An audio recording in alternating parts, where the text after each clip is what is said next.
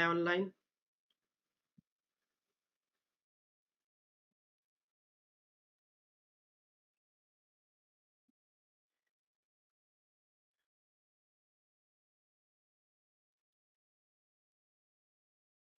I think I'm online. Can you see me?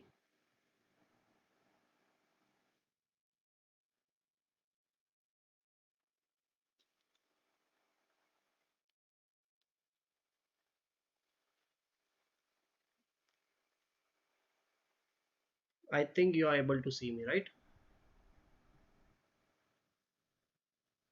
All is well. Okay, fine. Everything is good according to you guys. The video, audio, everything is. Shahid is here. Shivendra is also. New is here. Okay, Arav is also here. That's cool that we are all in the morning. Also, you people were here. So before more people will join, I would like to just tell you that we are going to see something interesting today. In Sicilian, usually some positional sacrifices come, and we are going to look at some of those sacrifices. Means typical sacrifices. There are multiple ways you can sacrifice in Sicilian, but we are going to see particularly which is related to like profound attack, you can say, or the prepared attack, like that. Okay. Oh, that's cool, Shai. Thank you. I hope like people will come and join us. Okay, fine. So before more people will join us, we will solve tactics for 5 or 10 minutes. Are you ready to solve some tactics? Easy ones, not at all difficult.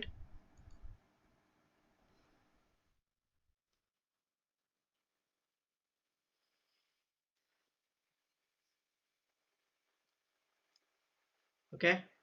So this tactic is there, and okay. So here you have already suggested that you want to play bishop h7, and that's absolutely right. You should play bishop h7 because if you play bishop to the h7 and then yes, queen f7 is not good because the queen is already there on this square, so we should not play that move.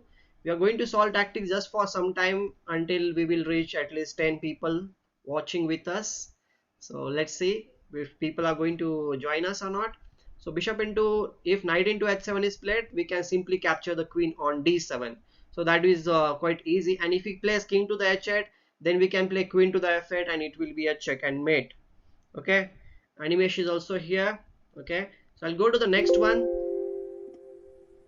This one, if it's black to play, which move will you play?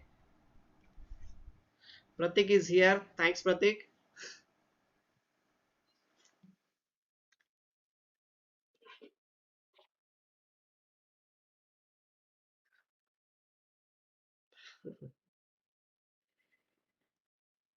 Okay, tell me guys, I'm waiting. This is a little bit tricky. The only thing which you can see in this position is like this knight on e6 is a very strong piece because if this knight is not there, then many things will happen. Yes, Neve, you are right about this thing.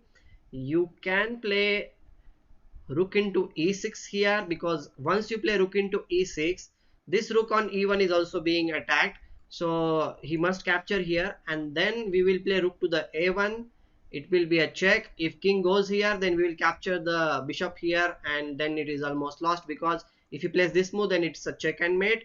And if he doesn't play like that, if he plays something like queen to the g3, then obviously we will just exchange the queens, and after the exchanges we can just capture the bishop on h7. This was a little bit like complicated, I understand. Okay, we'll go to the next one. Once 10 something people are there, we will start with our today's session. Okay, which move will you play here? If it's black to play, what will you play?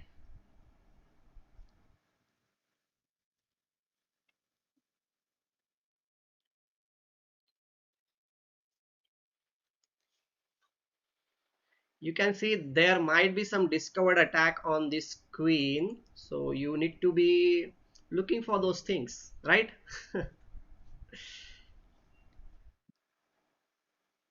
Aniruddha is here. Yes, hello Ani. And you stick with us. Today we are going to see some very interesting games which you might also like. So guys who don't know, Aniruddha is a very strong player. He is a FIDE master, and he is my very good friend. Okay, bishop e3 is black can play bishop into e3. After bishop into e3, this queen will not be having any support, and then we can play rook to the g1, rook into g1, and then queen into h4. It will be winning for black. So I think around 10 people we have joined here. So maybe we can start with our today's session. Should I start with today's session, or should I do you want to solve some more tactics?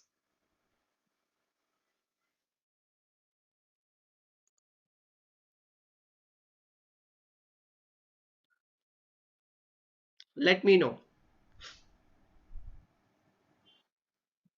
Start. Okay, let's start with today's session. So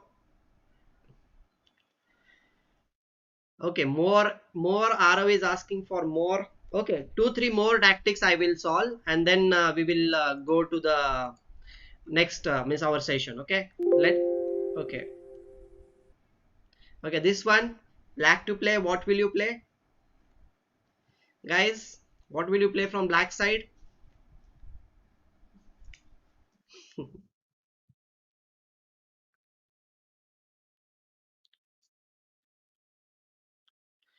This is kind of a check and mate, right? Okay, right. Rook into h2 is a correct move, because after king into h2, it is a queen h4, and it will be a check and mate. Yeah. And okay, next position, this is last position we will solve, and after that we will start with our today's session without further delay. So just let me know what will you play from black side here,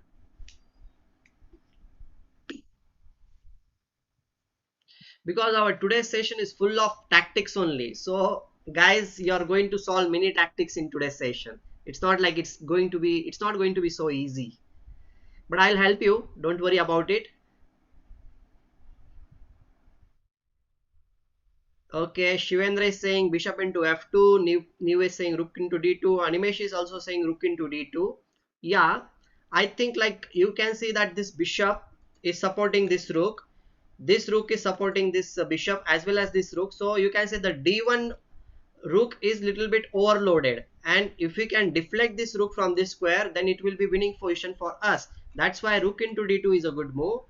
He must capture here, and then after queen into c1 we will be winning the game because we are piece up. Okay, so I think we should start today now, because I want to see at least 3 games today. So I will start with today's session.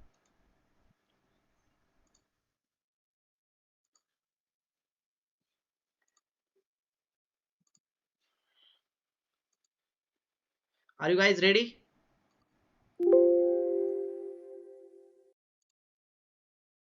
Okay, fine. So if you are ready, then we can go ahead. Puzzle rush, yeah. Okay, fine. So as I was saying, like as the our today's thing is there, I will be talking about typical sacrifice from white side. Okay, so we will be looking at different openings like Sicilian only, but different variants about it, and what we can do if our opponent is delaying or he is making some mistakes. So let's get to the, I'll not talk about the opening phase. We are going to discuss about the middle game. Okay, so if you have any questions about the opening, then maybe in next session or something we will figure it out. But today we will stick to the middle game. Okay, that is our topic of discussion now. Okay, 4. So e4, c5, knight to the f3. Krishna, don't worry, you can watch the complete video once again, maybe at night. It's already there online. I have uploaded it and it's public. Okay, don't worry about it. So e6, d4, c into d4, knight into d4. Okay, a6, knight to the c3, then black played queen to the c7. This is the Sicilian Khan variation. Okay, I'll not go into the details about the opening. Then g3 was played, then b5, black played b5, white played bishop to the g2. You can even say this thing. Okay, so bishop to the b7, then castles, knight to the f6, rook to the e1. Okay, until now you can see that white has castled already. Okay, his bishop is there on this diagonal, the knight is there in the center, both the knights are there, the rook has already occupied the center with rook to the e1. This bishop is ready to come in the game at any point of the time, but black is a little bit behind in development. Okay, so here, yeah, with it players and many top players play this opening. So d6 was played by black, and here you can see like both sides are trying to develop their pieces as soon as possible. But here white found out a nice move, because he thought, okay, this bishop is not yet developed, so if the bishop was developed already with bishop e7, and if the castle was there, then black would have been in an okay position. But here white thought in a very different way. He thought like he needs to take advantage of black's king, which is there in the center of the board. And this is very typical. Whenever you delay your development, you might get into the trouble. And that's the beauty of the middle game, you can say. In opening you can like delay something, but in the middle game your opponent can be very ruthless.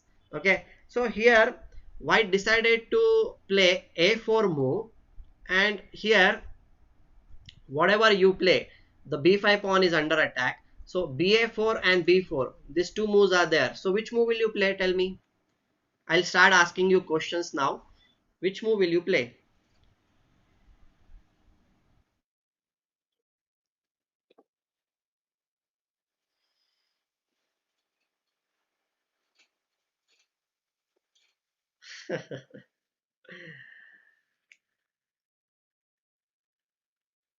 b4. Okay, you are suggesting b4 move here. Okay, okay.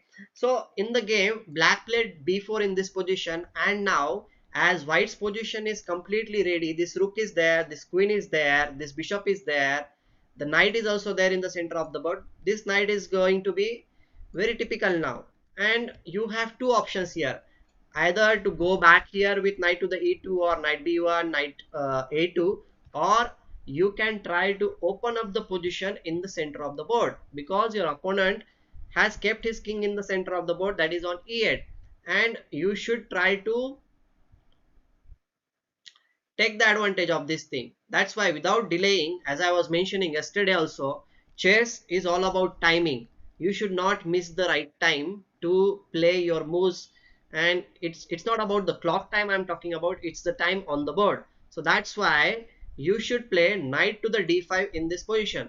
Well, really, what is really happening? First of all, we are attacking this knight on f6, we are attacking the queen on c7, and black needs to take some decision. He has two options. One is like, okay, he can play queen to the d8, but that doesn't seem to be that good, because after that, what will you play? Can you tell me a good move from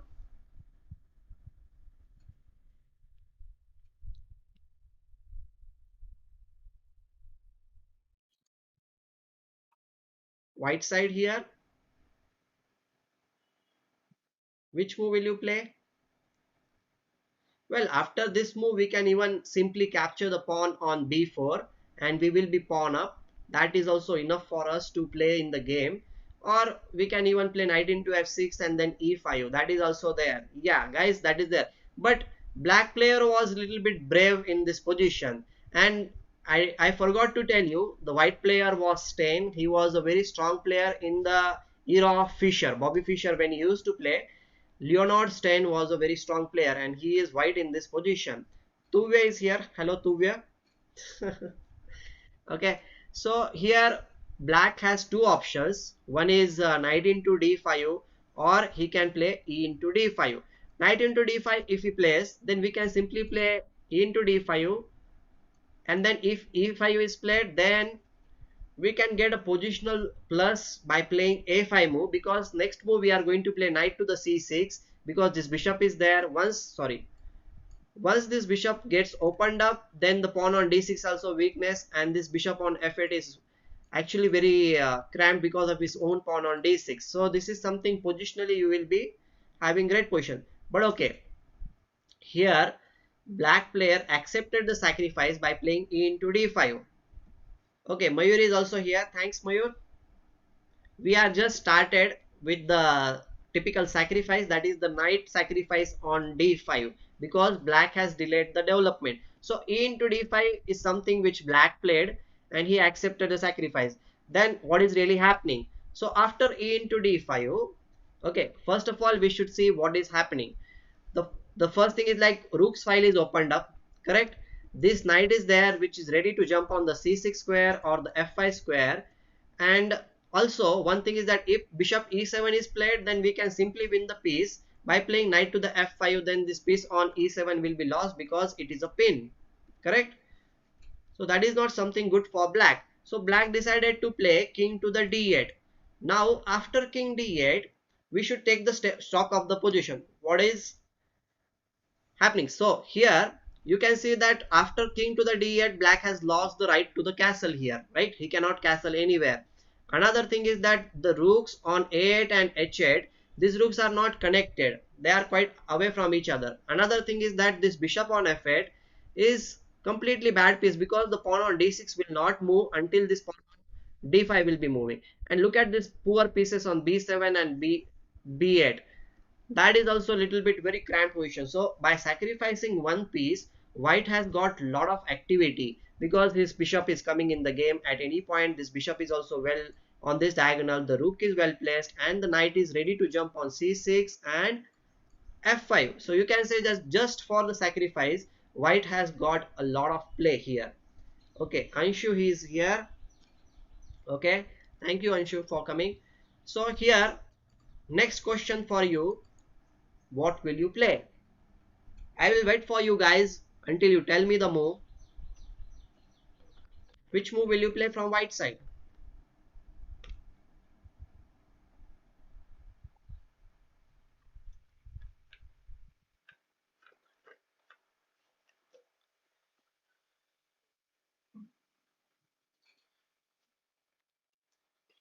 Come on guys. Which is the natural move it seems in this position? You should tell me.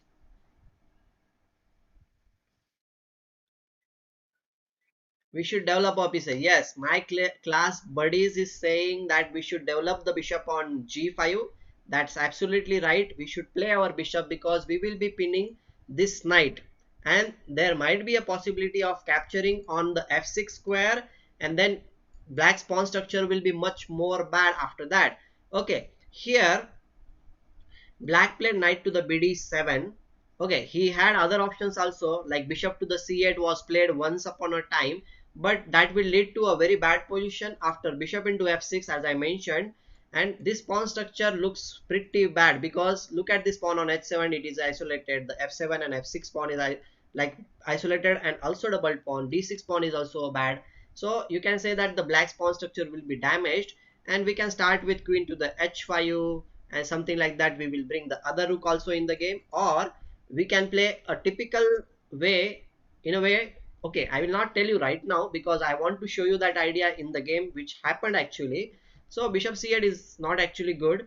In the game he played knight bd7 supporting the knight on f6. Okay, so which move will you play?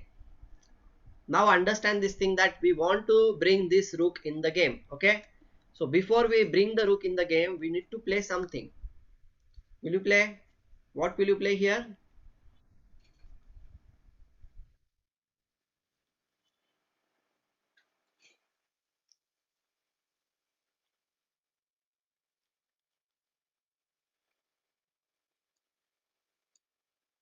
C3, maybe C3 is possible, but the thing is that we can develop with the threat. Yes, Shahid, you are right. Krishna, you are also right about this thing. Okay, my class buddies is saying rook to the e6, but if you play rook to the e6, it's not compulsory for black to capture the rook. So it will be a wastage of move just because you are playing rook to the e6, which will not help you. Okay, queen e2 is a good move, because now we are threatening something. Queen to the e8, check and mate, because the knight on f6 is pinned. Okay, so always try to bring the pieces in the game with a threat. Okay, okay, now black needs to defend against the threat, that is the queen e8 checkmate. So black played king to the c8. Now there is no checkmate. So now it's time to open up position. So I will tell you one thing, like in on the chessboard, if there is a weakness on one side of the board, okay, then what you should be doing is like you should try to open up second front. It is called opening up the second front.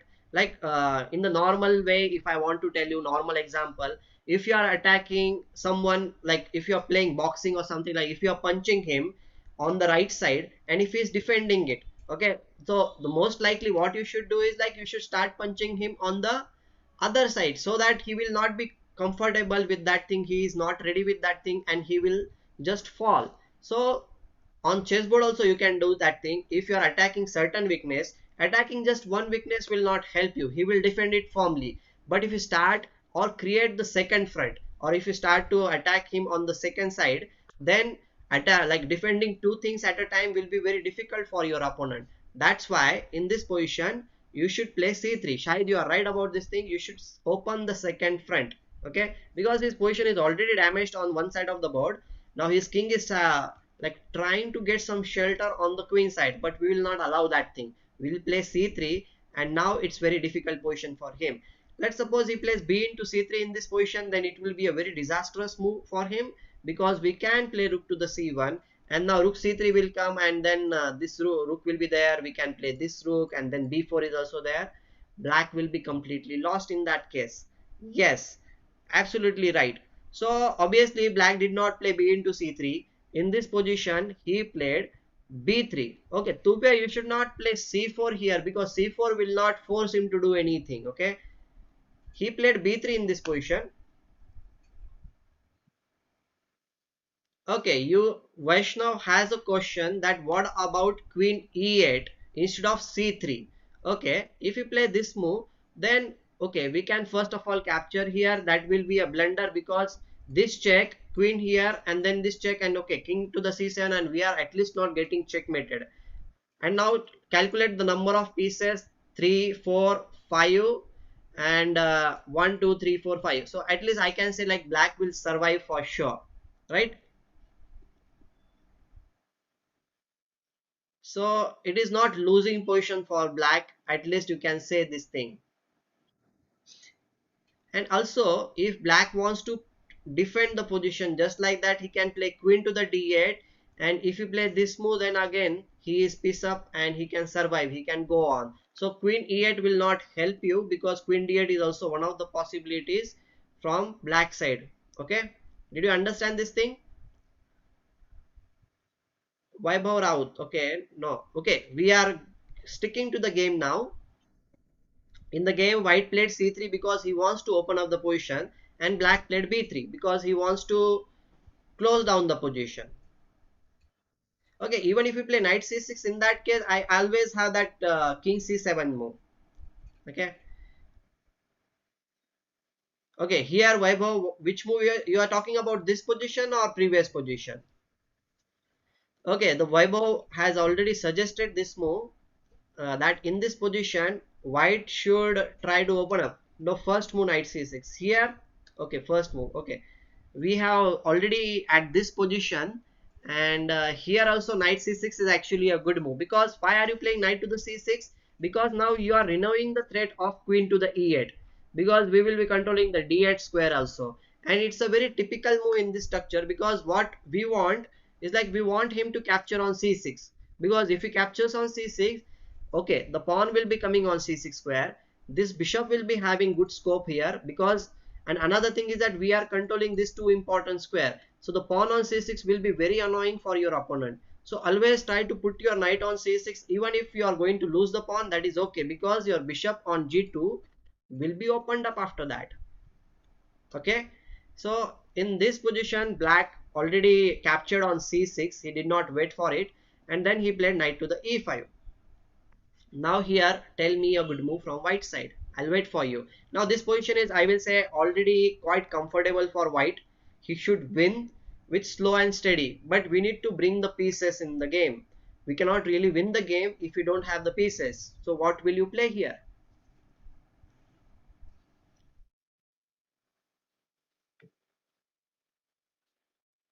Now pay attention, which is the piece which is not playing in the game?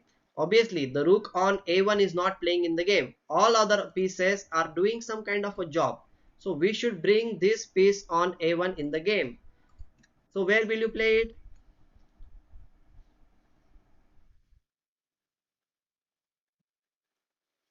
Okay, rook a d1 is suggesting. Well, possible, that is also a possibility here. Nothing wrong with that move. But can you find out a better move here? Okay, Krishna is saying the only semi-open file D. Okay, Mayur, you are also right about this thing that rook D1 is also a good move. But rook A3 seems to be a much better move because the pawn on B3 is a weakness in this position, right? So that's why you should go for the rook A3 move. And now the pawn on B3 will not survive for longer time.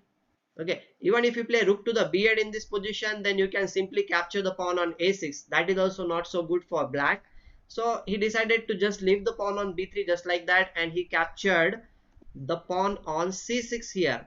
And after knight into c6, okay, he can play that move knight into c6, but still, even if you play that move, then it will be a lost position after bishop into f6.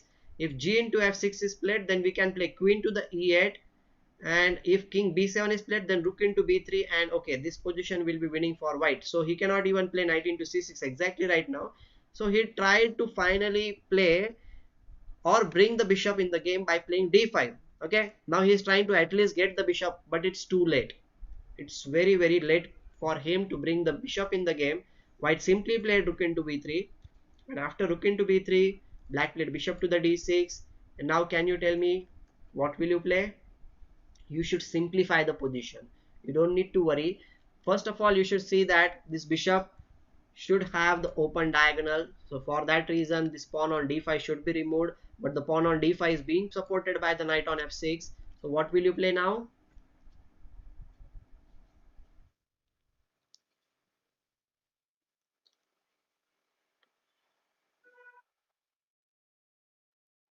Yes, Neve, you are right about this thing. First of all, we should remove the defender. That's why we should play bishop into f6, g into f6. Krishna has also said bishop into f6. Very good, Krishna. Okay, Mayur is after all your clues, bishop into knight. Yes, rook b7. Okay, one more thing, Mayur is suggesting rook to the b7. But if you play rook to the b7, then you will lose the pawn on c6. That is the problem with rook to the b7. I also want to play rook b7, but first of all, I need to support the pawn on c6. Okay, and I don't want to just give up that thing. So after bishop into f6, g into f6, white played bishop into d5, and look at the position. Now there are several threats. Rook is coming on the b7 square. The pawns are weak on the king side. The pawn on a6 also a weakness. The king is very badly placed on the c8 square, and the rooks are also not connected. So you can say that just because white sacrificed the knight on the d5 square, all these things happened. And one more important move was there in the game, that the knight to the c6. And you can say like white did not get anything back in the material way, but positionally way he got too many things. So this is the typical positional sacrifice which happens in the Sicilian.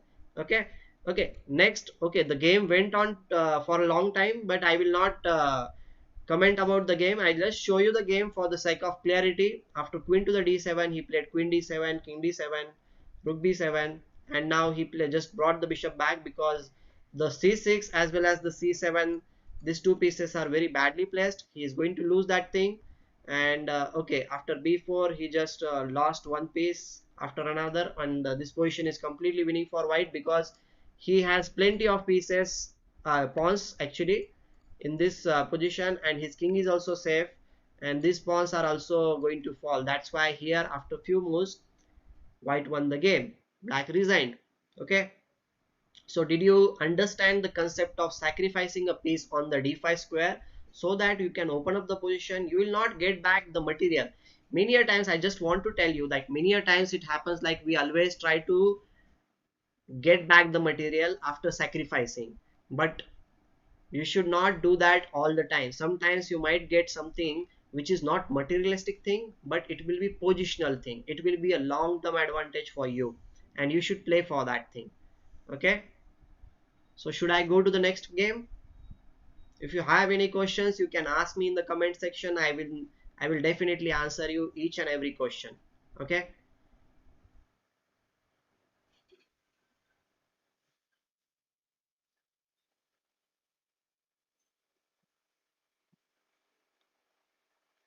Doesn't matter when you are winning. It's not about the winning. Okay, Krishna, you should not think about it's winning. It's just that you have better position. You have better placed pieces. Your position is better just because your pieces are well placed. In this game, if you go back a little bit, it was not about the winning the game. It was about getting your pieces on the right. So look at this position. Okay, in this position, if you see, it is not like winning or something like that, but because white pieces are very nicely placed, their coordination is so good, and black pieces are not well coordinated. That is the drawback in black's position. It's not about like you are winning or something like that. It's just that your position is so much good because your pieces are well placed, and coordination between the pieces, that is more important. Just because the coordination will be improved, and your opponent's barrier, or you can say the defense which was there on the e6 pawn, he just removed it by playing knight to the d5. Okay, we will clarify this thing more by looking at the next game. Okay, so the next game is there, and in this game Chibodani's Maya was a very strong player, and she was from Georgia in 1980s, and she has even played against strong grandmasters at that time. Okay, so let's uh, see this game and try to understand. Her opponent was Simen. He was also a good player, but she played e4, c5, knight f3, d6, d4, cd4, knight d4, knight f6, knight to the and a6. This is a typical Nasdorf variation. Okay, whenever this position happens, the Nasdorf you can say, and this is one of my favorite opening, you can say. I have played Nasdorf too many times, so I love this position to play, this opening from black side. So white played bishop to the g5, e6 is played, and then white played f4, knight to the bd7, and then queen to the f3, queen c7. This is a typical line in bishop g5 variation. I'll not comment about this much more. Then long castle, then b5 is played here. Okay, hello papa. Okay, d5, bishop to the d3, then bishop to the b7. Look at this position. Now I will tell you, after rook h e1, white has developed his all pieces. Both the rooks are there in the center of the board, right? This bishop is already developed. This bishop is there on this diagonal. So knights are also developed on c3 and d4. The queen is also there. So you can say that by playing all these moves, white is ready in the game. And what black should play in this game is like, maybe black should go for something like bishop to the e7 in this position, so that on the next move he can castle. But that also looks a little bit dangerous, because white always have the ideas related to the e5 in the future. Okay, right now you cannot play because the bishop is there on this diagonal, but that is something which black should go for. But okay, black thought, why not play queen to the b6 in this position and dislodge this knight from the d4 square, so that when the knight will go back, let's suppose to the b3 square, then he will play bishop to the e7, then this knight will not be attacking any of the central squares. That is what he thought about it. Okay, but queen b6 is something which you should not play. You should not delay the development. You should not play the same piece again and again if it's not necessary. Okay, that is the opening principle which we know. Okay, so what will you play in this position?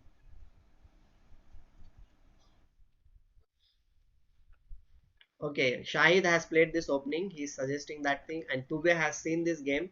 So I'll give you some time to think about it. What will you play? Okay, I'll drink some water till that time.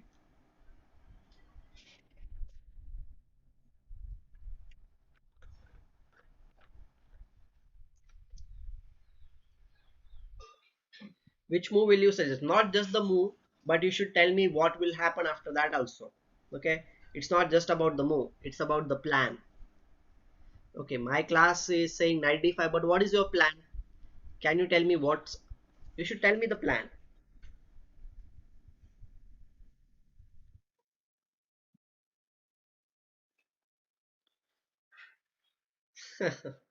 Okay, Tuve, I will not expect that you will remember each and every move, but at least you should know the theme. That is very important.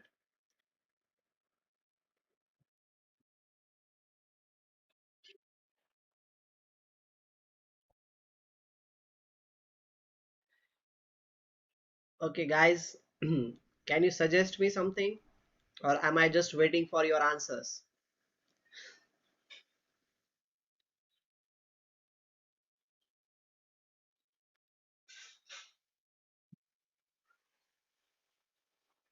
Okay, knight d5, knight d5, e d5 is opening files. Yes, that is also that is something which I will accept in this position. New is saying e d5, e d5, bishop e7, then knight f5 will play. Yes, that is possible. Okay, but there is something which you are missing. Okay, knight. Okay, Shahid has given me some different variation. He is saying, okay, I will first of all take Shahid's variation, because he has considered this move that this bishop, this knight on d4 is actually hanging, and you can capture here. And then he is saying knight into f6, knight into f6, and then bishop into b5, and then the rook into d4. But okay, Shahid, one more thing is there, that is it compulsory for black to capture with the knight? Why can't he capture with the pawn here? Because if he captures with the pawn, then black will be piece up in this position. So you need to be very precise while calculating. Okay, you cannot just consider good moves from your side. You should always consider good moves from your opponent's side also.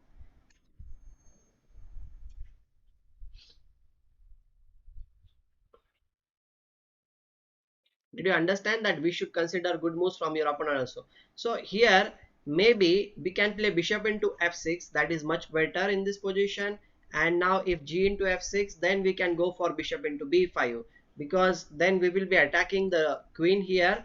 And maybe he might give up the queen, or he can play queen to the c5. Then we can play knight into f6, and we will be winning the knight on d7 there in that case. So this is a very complicated variation, but this is something which black can actually play in the position. But okay, he did not capture on the d4 knight, because that looks very scary. He played e into d5 in this position. And now if you go with the move, that this move, okay, this is also a possibility. Yes, Neve, we are like right about this thing, that you can go with the king d8, and then we will play knight to the c6 as per our typical position which we were talking about. But in this position it is little bit different. Okay, that's why I am showing you this game, because if you play with the typical way which we thought earlier, then black can play king to the c6, and in this position your queen is not there to attack his king. You cannot really open the c file, because your king is still there on the c1 square. So, and this bishop is there on this square, and black is not completely under pressure here. So this position is little bit different than the previous game. So the usual plan of playing e into d5 will not work here in this position. White needs to be more clever here. Okay, so here first of all we should see that black wants to play king to the d8 in this position, and he wants to run away, right? So how will you stop him like that path in this position? Which move will you play? Okay, I will tell you, because this is a little bit tricky. To stop the path of the king, white needs to play knight c6 first. Okay, he is playing knight c6 first. This is a little bit difficult move, but if you pay attention to the position, then you will understand that if he captures with bishop into c6 in this position, then we can play a into d5. There will be a discovered check, and if in this position king to the d8, then we can play d into c6. Now we are ready to play c7 check also, and our queen will be attacking the rook on a8, and there is no going back for black here. He is just completely lost, because we have these rooks also, these bishops are there, and black cannot really save his position. Even if he gives up the piece in this position, let's suppose he play rook to the c8, we can simply capture the knight on d7, and after king into d7, even if he plays like this, we have this bishop f5 check, and black's king will be almost getting checkmated. So this is not something which black would like to play. So knight to the c6 is actually a very brilliant move in this position. Yes, Neve, you are right about that thing. Knight to the c6 should be played. And okay, black in this position actually played this move. But after this move, he played bishop to the e7. But okay, after, even if you play that move after d into c6, this is already quite good position for white. And he is better because this bishop is there, this bishop is also there, and this rooks are there on the open file. As I was mentioning yesterday also in our class, we should play with all our pieces, and white is doing exactly like that. He is playing with all the pieces, right? Okay, you cannot really castle if you are under the check. Okay. Okay, black played knight to the c5 in this position, and then bishop into f6 played, then g into f6, and now black is obviously threatening to castle in this position on the queen side. So which move will you play so that you can stop his castle here? Can you suggest me something?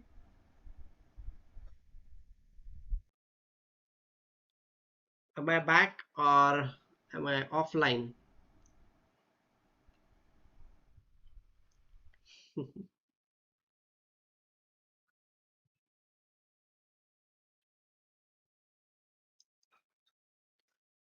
I think I'm back.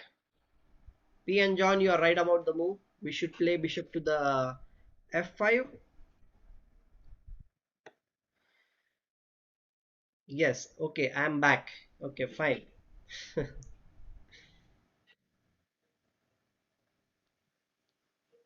Okay, now fine. Okay, in this position, after bishop to the f5, you were suggesting queen e2, knight e6, f5. Well, you can play like that, but bishop f5 is much more forceful in this position, because if you play bishop to the f5, then the king will not have any squares to go around.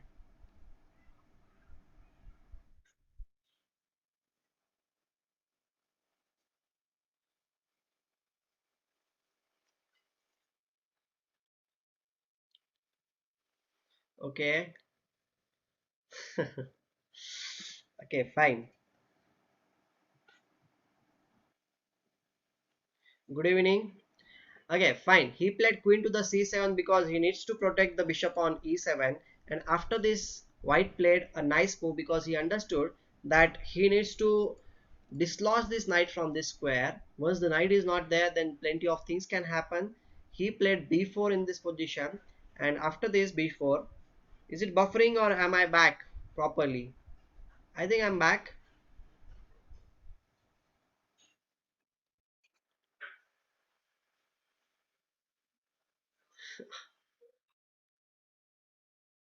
Okay, here black played knight to the e6 because he wants to like cover this thing, like he wants to cover the rook's file. But white is not in any kind of hurry. You are not going to recover the piece or do something. Okay, so he just played queen to the h5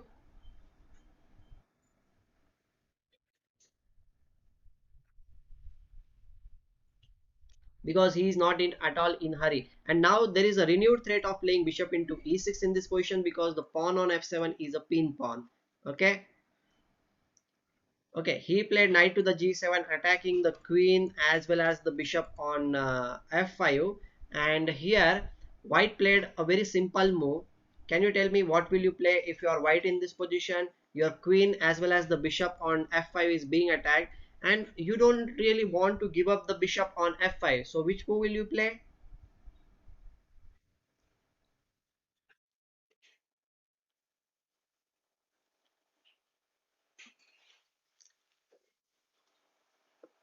Well, guys, I'm suggest like waiting for your suggestions, your moves. Yes, bishop to the d7, Krishna, Shivendra. Yes, guys, bishop to the d7 is actually a good move in this position because we really don't want to give up our bishop. And this will be a check. And here, he cannot really capture here because he will again get the check and he will not have the time to capture your queen on h5. So obviously he did not play that move. He played king to the f8 in this position. And now white played a very simple move. He just played queen to the h6.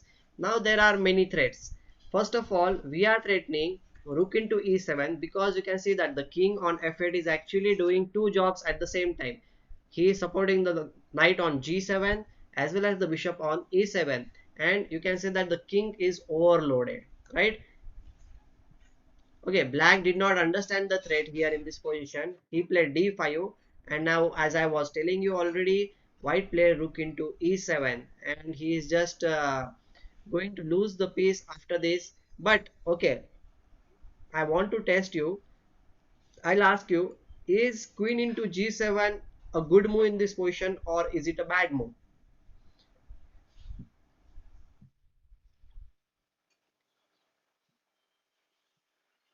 Tell me. Okay, think about it. You wanted to play rook into e7, king into e7, and queen into g7, but the movement has arrived here. But do you think that it is a good move or it is a bad move?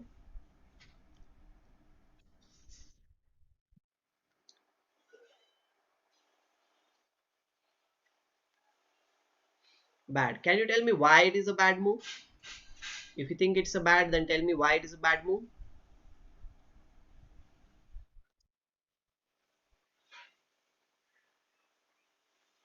Well, yeah, queen into f4 is coming. Yes, you are right about this thing.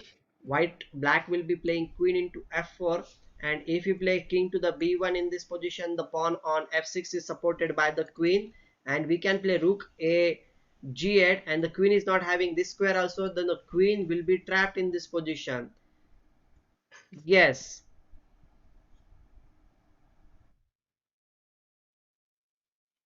Mayur, can you refresh the page so that you will get what is happening on this board? Maybe there is some lag for you. I don't know exactly. And the queen will be trapped if you place queen into g7. So you need to be a little bit careful while playing your moves, and you need to calculate very properly. So white played rook to the e7 in this position, giving the check to the king, and after king to the f8, he played queen into f6. That was his idea. Yes, queen trap. Shahid, you are right about this thing. Okay, so here white is actually threatening now rook to the e7, because white has given up the rook in this position, but black is not well connected. His pieces are still cramped. White seems to be rook down in this position, but yes, yes, definitely you are right about this thing. Now we are threatening rook to the e7.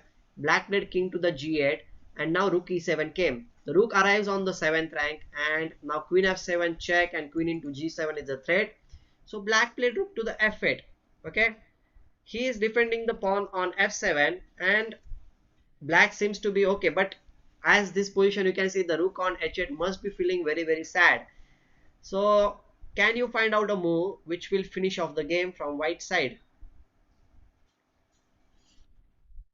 Guys, as I told you, today we are going to see lots of tactics, and this is also one of the tactics. You need to finish off your opponent. If you are not going to finish off your opponent, then what?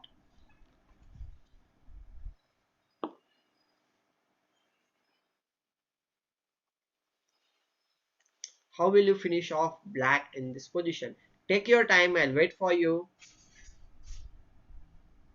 Yeah, Mayur, you are absolutely right about this thing. Yes, the kid story with Anai, right? Krishna, you are also right. Well, my class buddies, queen into f7 is actually not a good move, because if you play queen into f7, the rook is actually supporting the pawn on f7. Yes, P and John, you are right. Krishna, you are also right in this. New, you are right. Bishop f e6 is actually a very awesome move.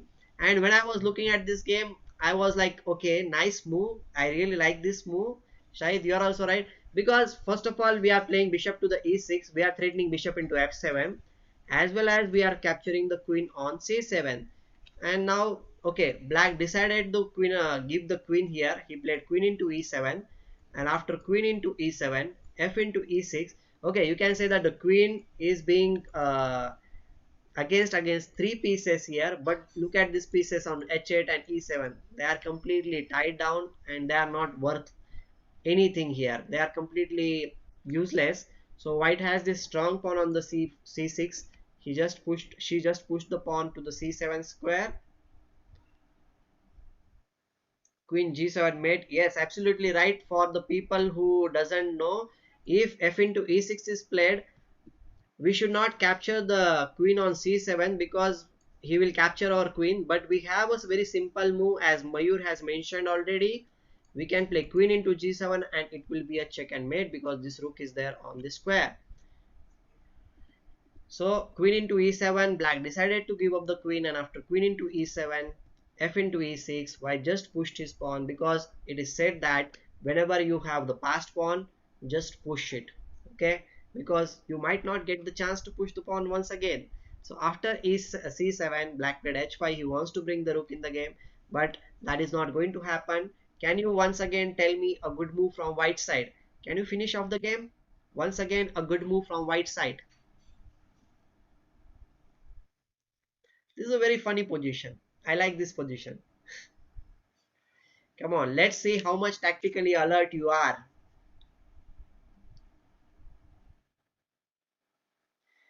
Okay, New has suggested queen into f8. Yes, queen into f8 is actually a good move. Definitely, queen into f8. This is a just Krishna. You are also right. Just capture the rook on f8. Then after king into f8, we will again quick the queen, and we have once again have the queen. And another thing is that all these pawns are just very badly placed. We will capture this pawn, and this we will push the pawn push with this pawn, and we will win the game. And he doesn't have any passed pawn. Okay. And another thing which you can say, that king f7 will lose with queen into h8, and that's how he lost the game. Yes.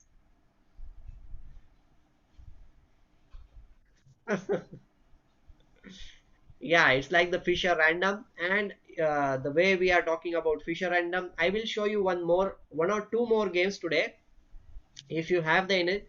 Okay, Ivan is here. Thanks, Ivan, for joining us. We want to see a positional game, but typical sacrificial game by the master of positional chess. He was Anatoly Karpov.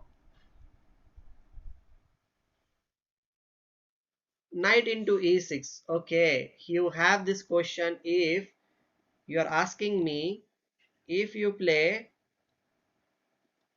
knight into e6 in this position, right, then rook into c7 is a good move. Then if knight into c7, then we will be checkmating black's king with queen to the g5.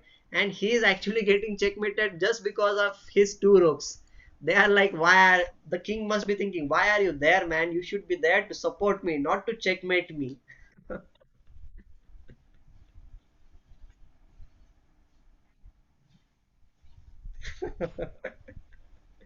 I hope that like you understood this thing. This is very funny. Did you get it?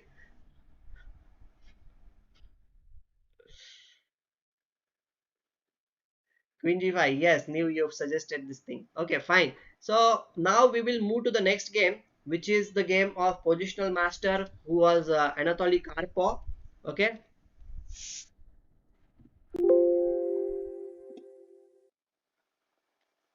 and he was playing against Joseph Dorfman. He was also a very strong player at that time. So without further ado, let's get started with the game. They played a different opening now. E4, c5, knight f3, d6, d4, cd4, knight d4, knight f6, knight c3, and e6. In the last game we saw a6 move, but now e6 is played. This is called as the Scheveningen opening from black side. Okay. Okay, so here Karpo adopted a very aggressive line. He played g4. From the start only he is pushing his pawn on the king side. Then bishop e7 was played, and then g5. If you see all the pieces on the first rank during middle game, bet your money that the player is Karpo. Okay. Yeah, so here he has already started with this thing. He played g4 and g5.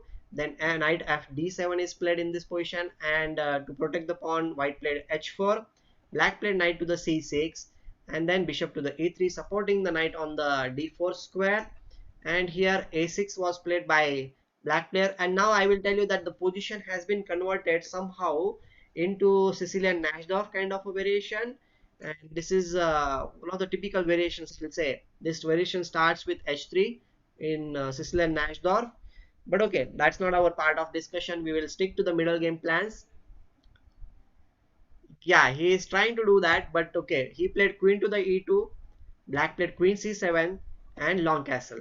Now, as I was telling you earlier, white quickly developed his pieces. He quickly played long castle also. He brought his rook in the game, and now this bishop is also ready to come on h3 or g2 square, and this rook will also come on the e1 square.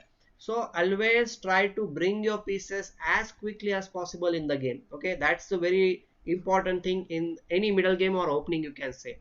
So black played b5 in this position, white played knight into c6, queen into c6, and bishop to the d4 is played.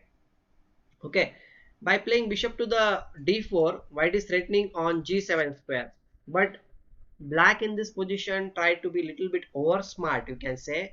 Okay, here maybe castling was also one of the option. Here black can definitely castle here. There is nothing wrong to castle here in this position. But before he castles, black thought like, why not play a move which will dislodge my opponent's knight in the center of the board. And he played b4.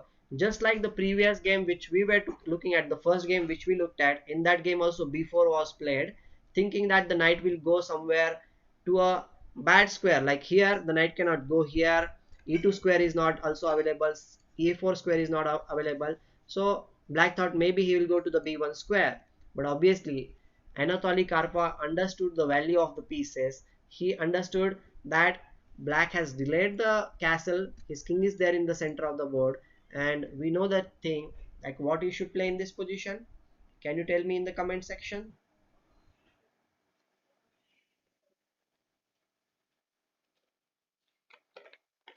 Yes, knight to the d5.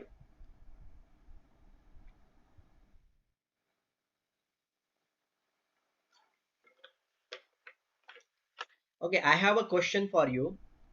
After knight to the d5, obviously we are threatening and black might capture e into d5. Which move will you play? Will you play e into d5 or will you play something else first?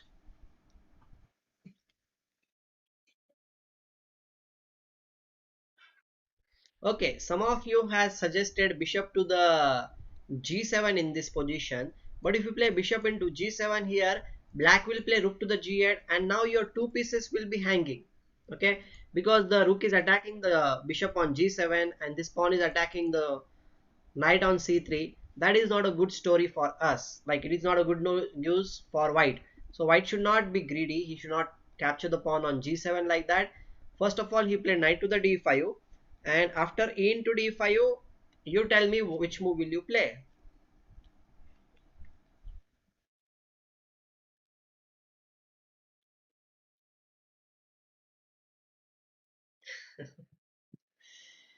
Okay, e into d5, which move are you going to play from white side? Will you capture the pawn on e into d5 or will you play a different move?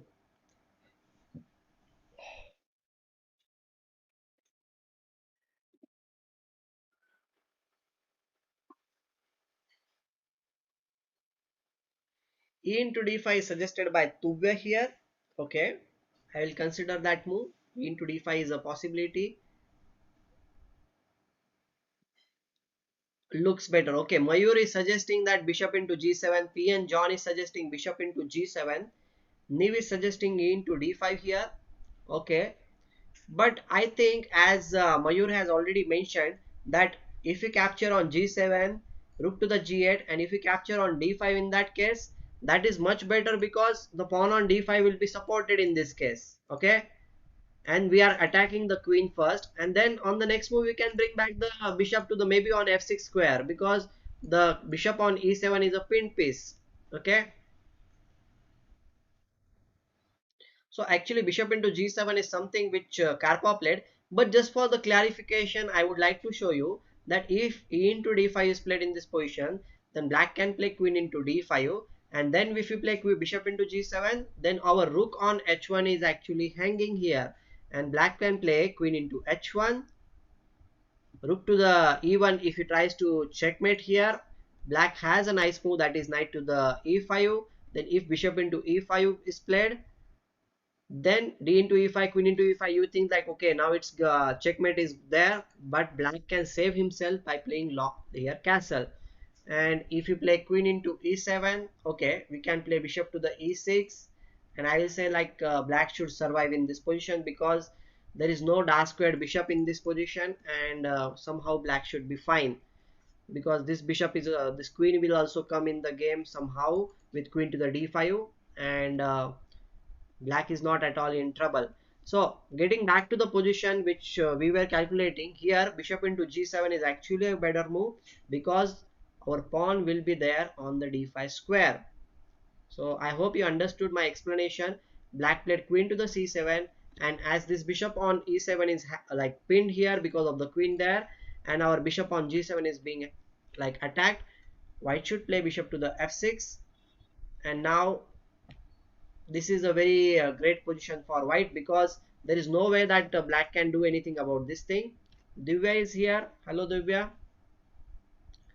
Okay, if you play something like knight into f6 in this position, then obviously we can play g into f6, and we will recover the piece also with interest, you can say, right? We can even play rook to the e1. We will not hurry to capture the bishop on e7. We will bring the rook or the queen on the 7th rank, and that will be a very great position for white. Okay, so okay, black played knight to the e5 in this position, and white played bishop into e5, d into e5, and he played yet another move. Can you tell me which move will you play here in this position? We have done everything just by sacrificing the piece, that to the d5 square.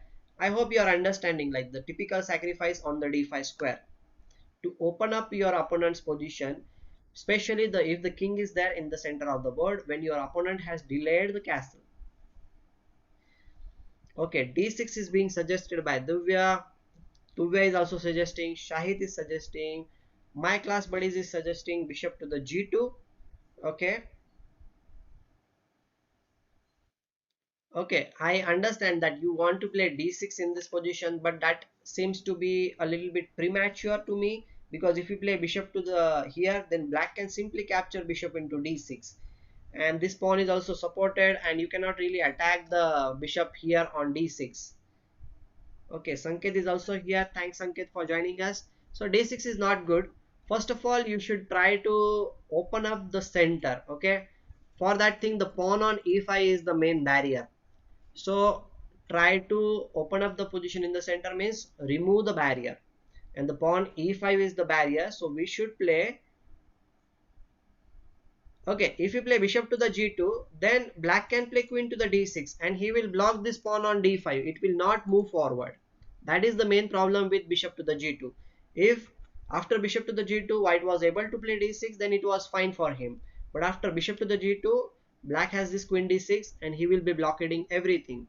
Okay, so that's why Karpo understood this thing, that he needs to open up the center now. Okay, so yes, absolutely, P and John, Divya, Shahid, Neev, everybody, you're right about this thing. He played f4 in this position, which is actually a good move, because if he capture e into f4 in this position, then definitely white can play d6, because this bishop on e7 is pinned. We cannot really play queen into d6, because we will be capturing rook into d6. So that is not something good for black. So he cannot capture on f4, so he played something like bishop to the f5 in this position. But after bishop to the f5, white still waited. Okay, white doesn't need to hurry in this position. He understood that this bishop is not good. This bishop is actually threatening something on the c2 square. The next move black is going to play rook to the c8, then the pressure will be on c2 square. So he thought, why not exchange my opponent's good piece? And that is what exactly I told you about in the previous lecture also, that whenever it is possible for you, try to exchange your opponent's active pieces. Those are like his weapons, and if you remove your opponent's weapons, then he will be helpless, because he will not be able to attack on you or create any counter chances. That's why, yes, Shahid, my class buddies, you are absolutely, Divya, you are right. We should play bishop to the h3. This is actually a good move, because this bishop on f5 is actually a good move, like good bishop. So he played here bishop into h3, rook into h3, and now okay, black played rook to the c8, and finally white played f into e5. And look at these pawns in the center of the board. They are just awesome there. And we are going to play d6, we even can play d7, and black is completely in a very bad position. And this bishop is not at all coming in the game because we have this h4 and g5 pawns are there. This rook will be feeling very bad in this position, I will must say this thing.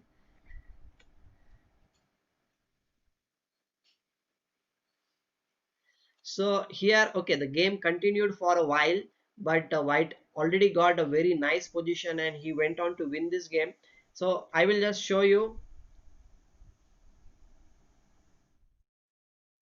bishop to the d6 unrest of rook. What do you mean by here? Like how about bishop g3 for black? When are you talking? Bishop g6 you mean say? Okay, fine. Bishop g6 you are suggesting. Then we can play f5. We will be just winning this bishop on g6 if we play like that. What do you think about this?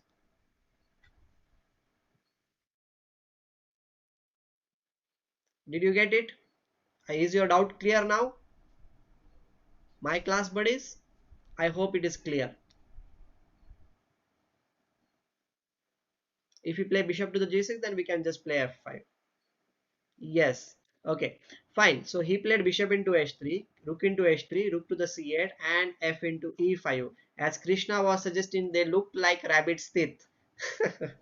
Okay, guys, I can see that you always try to find out something comedy in the position, and I'm happy that you should always try to find out something interesting. That's how you should play. You should enjoy.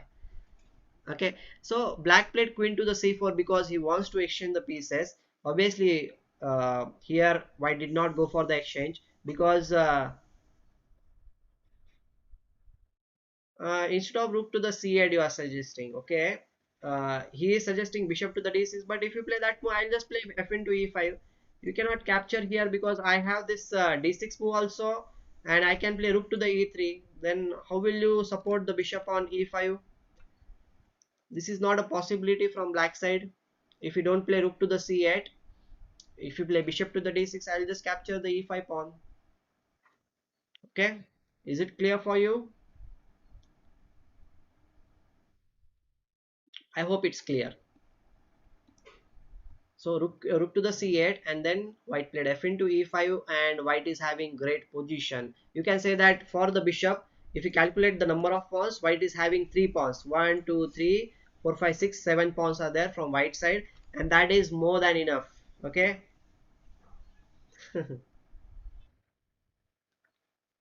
Okay, he played queen to the c4. Yes, maybe next time, not today. Black played queen to the f4 check, king to the b1. He played rook to the c4. Now white is also developing, like white is also feeling the pressure, you can say. But after d6, he played rook to the e4, rook h e3. Okay, they exchange some pieces, and they exchange this thing also. But okay, after queen to the f3, there are several threats. Queen c6 is coming. The pawn on d6 will be capturing the e7 bishop with the check. After king f8 moves, white played on for a long time. After some moves, he just won the game. Like he won the game on the 50th move. So that is enough for us. We should not go further. It is a great position for white. Okay, so I would like to show you one more game, and after that maybe we can stop with our today's class. And the last game which I want to show you is like my favorite player. Maybe it's your favorite also, everybody's favorite. He is Robert James Fisher. Okay, would you like to see the game by Robert James Fisher in this kind of structure? But Fisher played in a very different way. That's why I want to show you the different possibilities in the opening phase. So would you like to see the Fisher's game?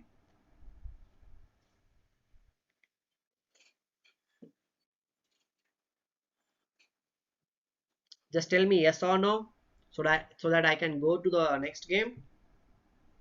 Yes, Divya is saying yes. You want to see the Fisher's game? Okay, fine.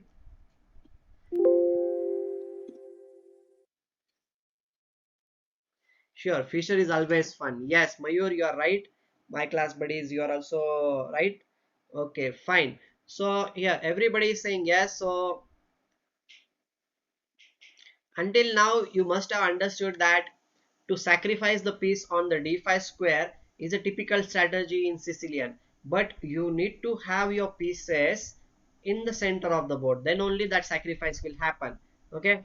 Prathamesh is also here. Thanks Prathamesh for joining. So let's look at the Fischer's game and try to understand this sacrifice in a different way. Okay.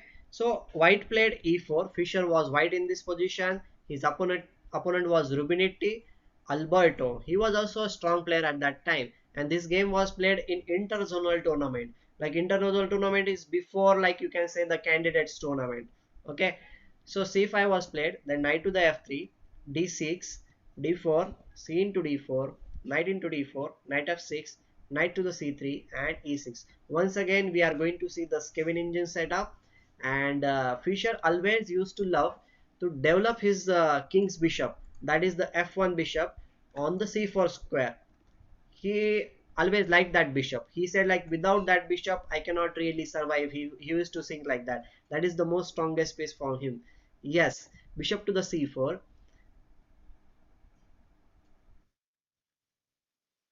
Which link you are talking about? Copy and paste the link. Which link?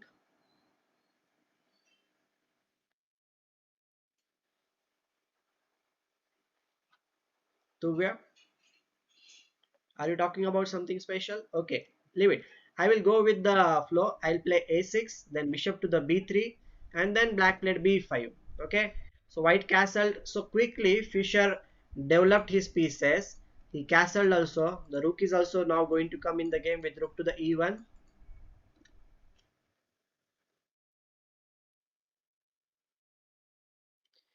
Game link. I need to create the game link. I don't have the game link. I am showing you the games from my chess base. So when I will create the game link, I will definitely I will send you.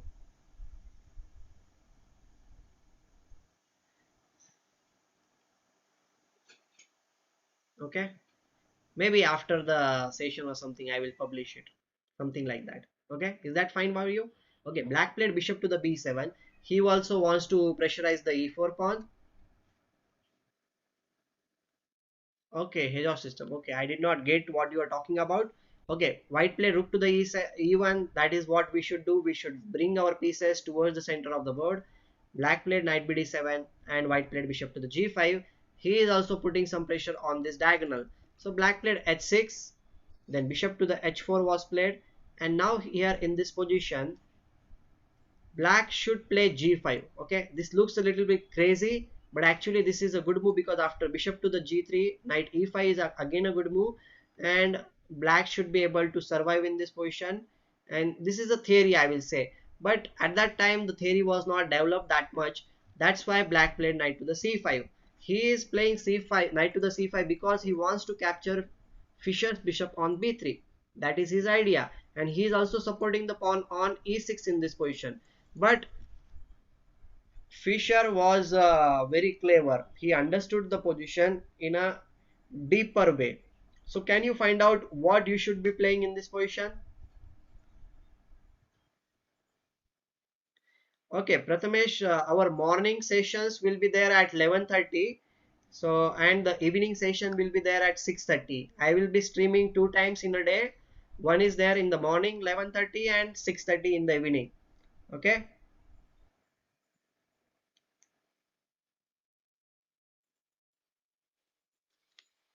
And in between I will be posting the not exactly, we will be progressing with the beginners also, so I hope you will enjoy that session also. Okay, here I am getting, even if you know the tactics and everything, I would like that people should join in the morning also, because after some time we will be going advanced, we will be learning many things in that session also. Okay.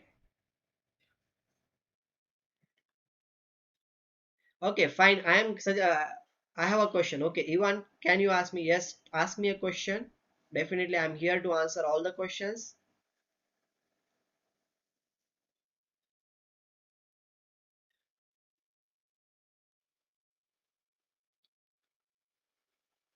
Knight d5 and bishop d5. I'm getting two suggestions here, knight d5 and bishop to the d5. Okay, I understand, like you have this moves, and I will tell you only one move is correct in this position and one move is a bad move. Okay.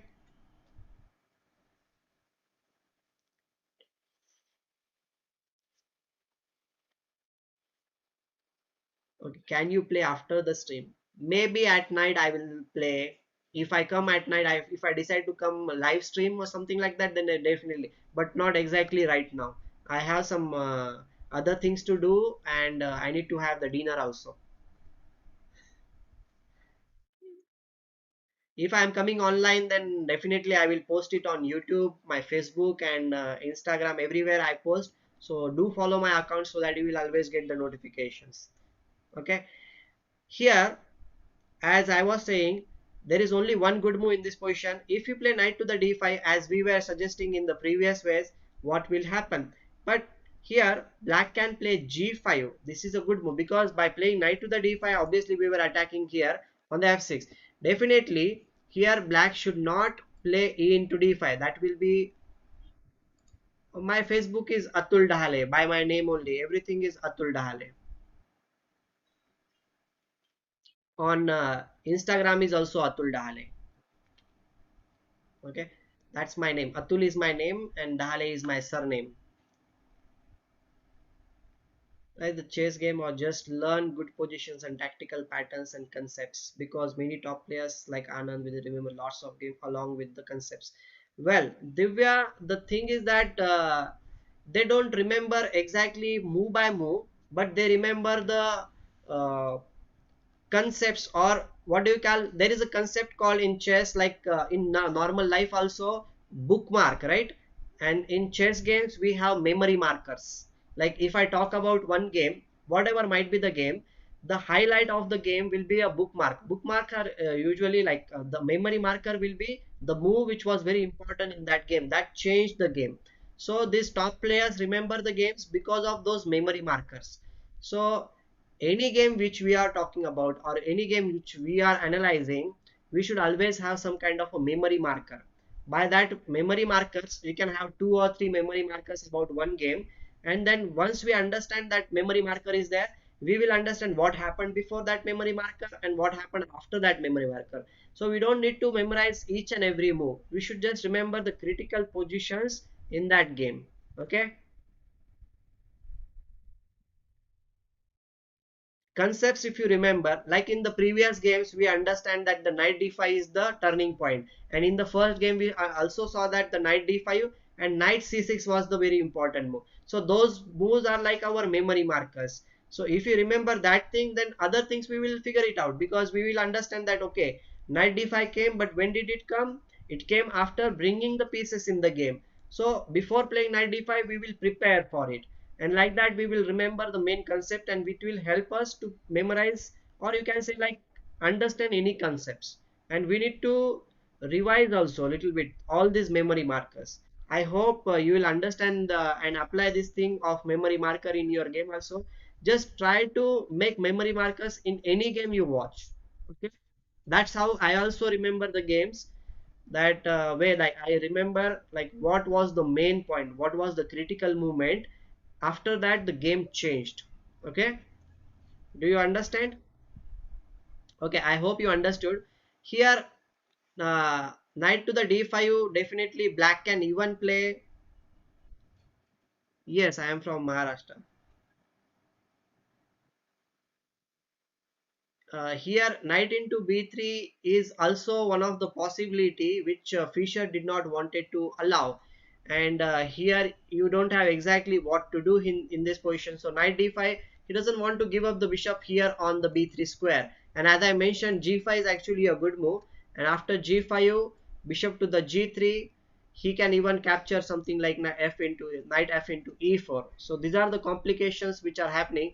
And if white plays knight into f6, then black can play queen into f6, and after bishop to the g3, he can capture the pawn on e4, or he can even capture the bishop on b3, and we are not opening up the position in black's camp. So what Fischer wanted to do, like he wanted to open up the position, because This rook is there on this file, the queen is there, so it's more likely that we should open up.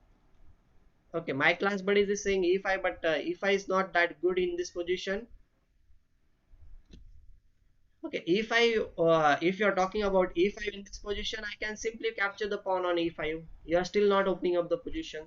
Okay, Fischer understood this thing and he came up with a very good move, that is bishop to the d5. Bishop to the d5 is actually a good move because the bishop on b3 was not doing good. And if you sacrifice the bishop on d5 square, then it will be great because we will be putting this knight on the c6 square in the future. Okay, so here Black was very brave. He was very optimistic and he played e into d5. But after this move, e into d5 came, and we know this thing that is a very typical position where the rook comes on this open file. It is already there, and the king will be very very bad because now the communication in Black's forces is not good. It is not well coordinated in this position. Okay. And here, okay, black played king to the d7. Now you can see this knight on c5 is very badly placed. It doesn't have any squares to go back. So which move will you play here? What do you think? Thank you, Ivan.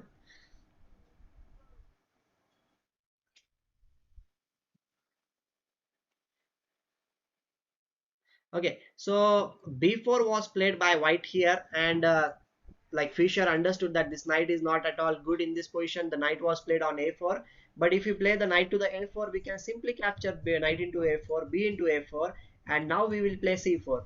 And now you can see that these three pawns are there, and Fischer is ready to push the pawns, and the black's king is going to be in a very uncomfortable position. Okay, already it is uncomfortable, but as you can see, this bishop is now completely blocked because of this c4 and d4 pawn, and this bishop on f8, the knight on f6, the rook on h8. They are not at all happy in this position. So understand this thing that just by sacrificing one piece, you can get so many good things positionally.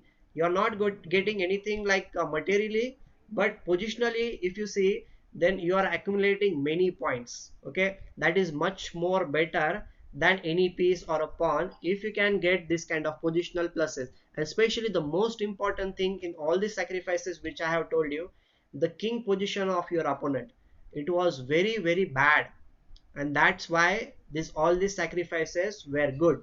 Okay. Okay, Ivan, thanks for joining us.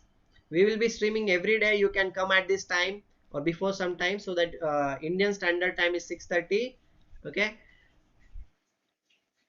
So, okay, black played king to the c8 in this position. I hope you got it. King to the c8, then white played queen to the a4, and then queen d7 was played. Obviously, Fischer did not wanted to capture the queen. He just wanted to keep the position just like that, and he wants to push his pawns. So he kept the queen on the board. Black finally played g5, but after bishop to the g3, knight to the h5, it's time to break through in the set. Like on the queen side, he played c5. Now c6 is coming, and black seems to be in a big trouble. Okay, so here black played d into c5, b into c5. Now c6 is coming. Black played queen into d5. He is hoping that queen into d5 will be played, but white played a final good move in this position. Can you find out a way to win this in this position? I will ask you before, because after this game we are going to stop, so I want you to answer me which move will you play, how will you finish off this game. What do you think like Fischer played in this game to finish off his opponent?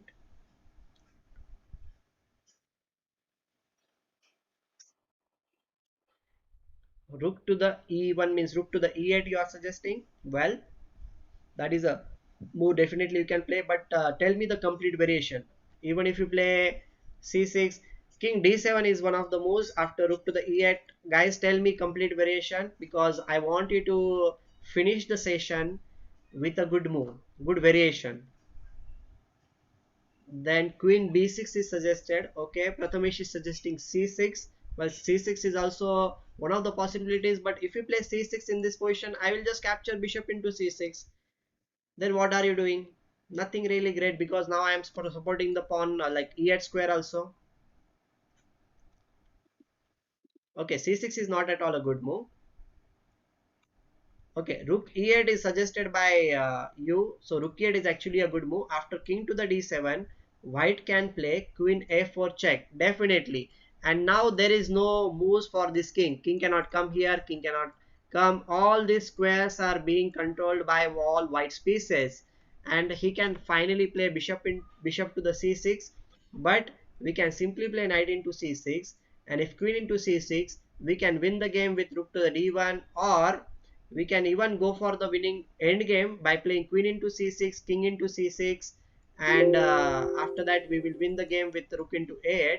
But why to go for this kind of a end game when you can just finish off your opponent with rook to the d1 check, and after that he is just helpless, because if you play bishop to the d6, rook into d6, the queen is already pinned and it's going to be checkmate after just one move. So this is how Fischer finished off his opponent in a great style. All these things happened because he understood that he needs to open up the position. So I hope today we looked at 4 games, and all these 4 games were interesting. And if this kind of a position will happen in your game, you will be able to play bishop d5 or knight d5. But remember, if you are going to play knight d5 or bishop to the d5, first of all you should bring the pieces in the center of the board. Your pieces should be ready. Premature attacks are not at all good. You should prepare for the attack. Okay. Yes, Shahid, you are right. New, you are right. P and John, you are also right about this thing. All the moves which you are suggested, absolutely you are right about these things. I hope you enjoyed the today's session. It was a little bit different. It was particularly related to the Sicilian, and that too in the middle game. Okay, we will come up with something interesting tomorrow. Okay, see you tomorrow then. And I'm going to post very soon, within 1 hour. I'm going to post a video related to the tennis game. That will be the fourth session. So do look at the video, and if possible, meet me tomorrow in the morning Indian Standard Time 11:30. Okay, thank you very much guys. Thank you very much. See you then. Take care. Good night.